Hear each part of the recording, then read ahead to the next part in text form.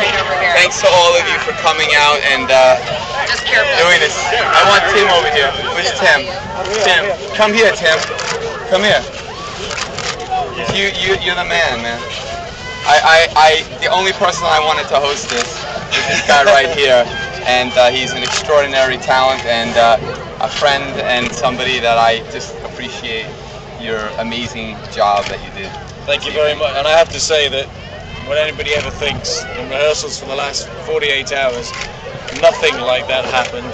And I can absolutely categorically state now that all those cameras were live. So I don't know what to do. I'm going to go and have a very stiff drink in the hotel. I'll see you there. See you later. Thank you so much. Vincent, How'd you do it? You know, this is what I'm going to say about it. I guess I'm like a cat. I have 9 lives. Now I only have 8 left. But you know, I try to utilize my skills, my ability, and in what I do. And what I do is kind of an amalgam of things. And I did it. What'd your mom say? My mom said never again. So I got a live show, which you know, I start, and it's a very complicated show. It's very challenging. It's very dangerous. So I have to focus on the danger of that show. And then with Mind Freak, I really want to go in a different. If we do this season 4 is the best season ever. It just started. This is the 2nd week. I did 21.5 hours. And you know, between Mind Freak and my new Believe live show over at the Luxor, you know, I'm just so fortunate and so blessed to have you guys who cover what I do, and for the people watching this for their love and support, because without them I would be nothing, and I certainly wouldn't be holding this brick from a 45,000-ton implosion. You gonna take that home with you? I am. I'm taking this home, man. It's part of that 4,500 tons, so it's going home with me, and it's something that I'll look at and I'll think about. And the folks that are here in Clearwater Beach have been just amazing to me and to my family and to my amazing staff and my team. They've been so hospitable, and the beaches here are amazing. I just wish I had some time to really, really enjoy this wonderful place. And I'm very happy, and I just say thank you to everybody. Were you able to stay as calm as you thought you were going to be? You know, honestly, the water, when it was raining and I was doing rehearsals this afternoon, it was raining and it was screwing up, you know, my grip on the picks, because picking locks is a very detailed, very precise thing. And I always, you know, use the analogy, I think I used it when you interviewed me, that it's very much like a police officer, you know, at a target range, he's shooting his gun, he's very chill. The minute you put him in a live combat situation, his heart rate goes up, pressure and stress, and he's unable to perform at his capacity, and he has a definite deficit that, well, could cost your life. And for me, fortunately, that wasn't the outcome. The police estimated more than 10,000 people showed up. It was a tremendous outpouring of support for you. That's got to make you feel great. You know, I am the luckiest artist in the world. You know, my fans, which I don't call them fans, I call them loyal, because we have this amazing connection, and they're all the people from all walks of life. You know, young and old, rich and poor, black and white, and you know, their energy and their love. I mean, it's honestly, it's amazing, and I can't believe, without getting emotional, where I came from, and the dream that I had, and what has happened to me is just way beyond my wildest fantasy. And I'm no different than anybody watching this right now.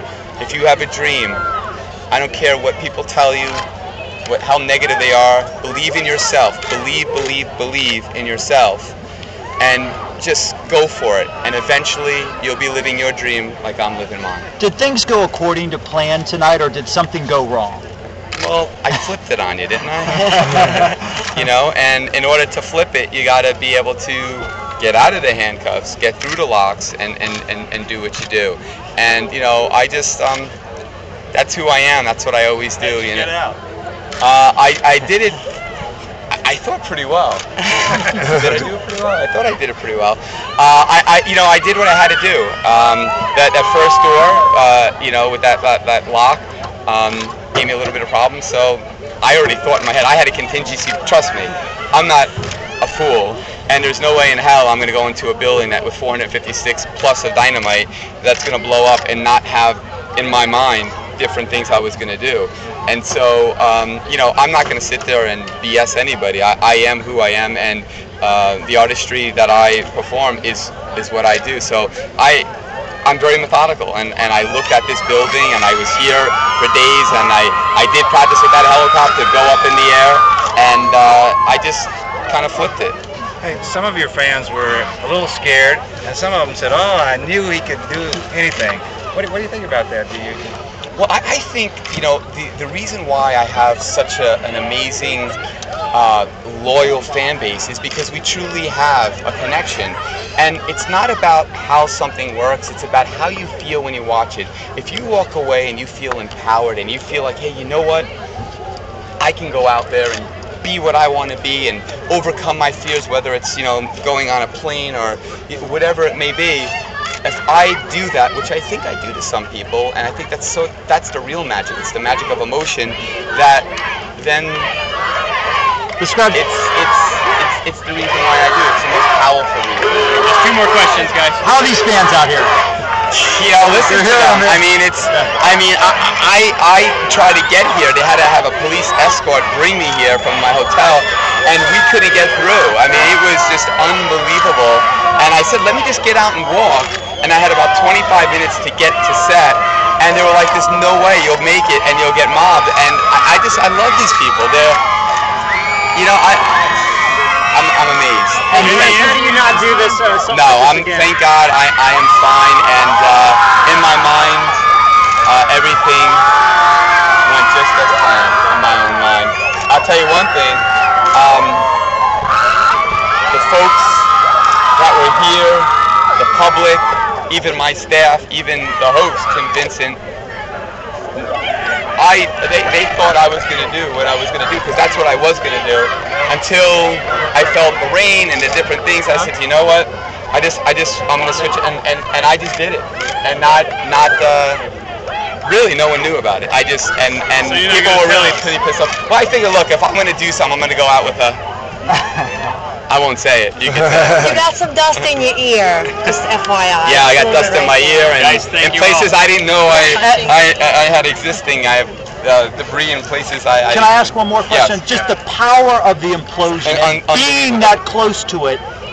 In the midst of it, literally. And what is it like to be? I mean, you were up in it. I can't even comment on it. It's